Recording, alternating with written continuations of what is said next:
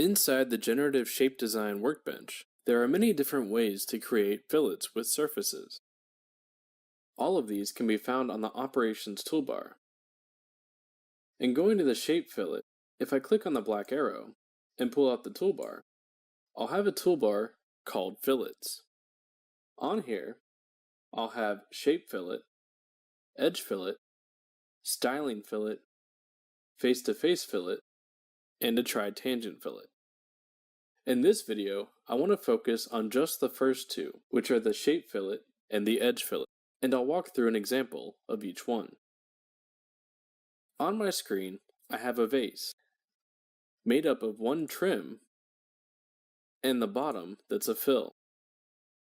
In order for the Shape Fillet to work, I need to have two different surfaces that I want to create a fillet with. For this, I want to use the Shape Fillet, which can also be found by going to Insert, Operations, and selecting Shape Fillet. Here, I have a couple of types, a bitangent and a tritangent. For this example, I'm going to use bitangent, and I need to select two surfaces.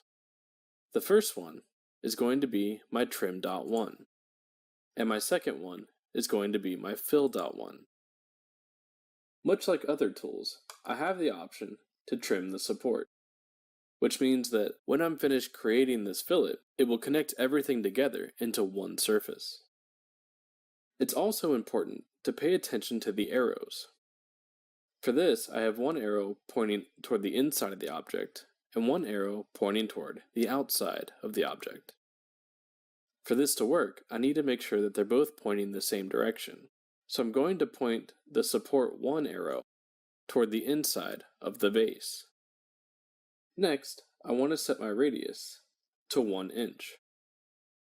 Once I've done that, I'll go ahead and hit Preview, and I can see what it's going to do. As I zoom in, I see that it's going to cut away some of the shape material and replace it with a fillet that connects the bottom fill with the trim that I had earlier. Then, at the end, I'll have one continuous surface that is created by that fillet command.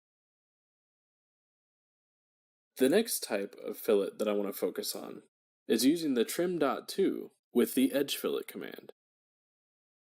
The edge fillet can be found on the fillet toolbar, or by going to Insert, Operations, and then selecting Edge Fillet.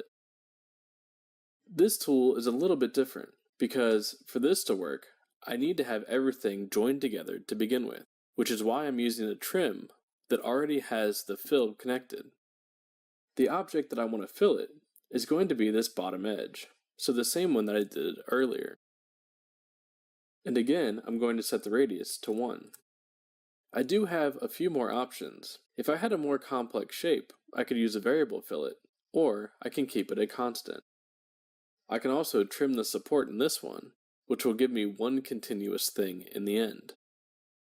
The biggest difference between this one and the shape fillet is that for the shape fillet to work, I need two separate surfaces.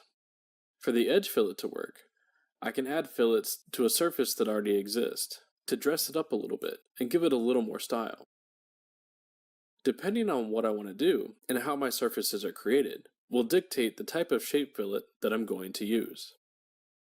There are other types that I didn't discuss in this video, but I encourage you to look through these and try them out for yourself. At times, creating surface fillets can be complex, and Catia can have trouble computing the proper type of fillet, and sometimes there will be things that you think can have a fillet, but Catia may not be able to make.